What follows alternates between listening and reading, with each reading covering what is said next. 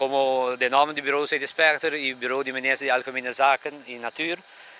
nós mandamos uma invitação para o povo completo, Fularuba, foral do bairro de Dakota e vecindário, para amanhã com o embarque do bairro, para tour, gente, bem depositar no sushi, amanhã, mainta, trempang. Nós começamos a fazer 7 horas mainta, até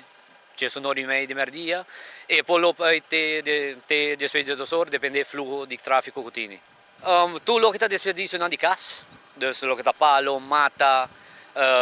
entre outros, as machinhas, toricone, tudo o que está dinheiro, menos as vezes com azeta. Amanhã tem outra oportunidade,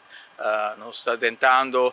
fim de agosto, chegando a setembro, mais cerca de dia de Páscoa e Ano Novo, caminhando no saco. A tradição de nossa família não está para nos casas não está limpa e essa aqui é uma oportunidade para começar a adelantar arriba a época importante é que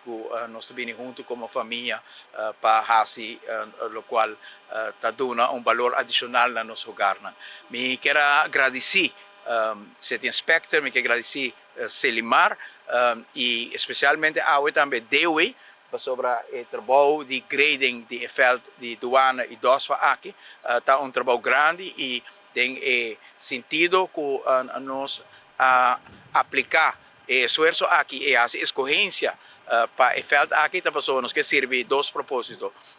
Está o propósito de percorrer para nós ter bom sítio,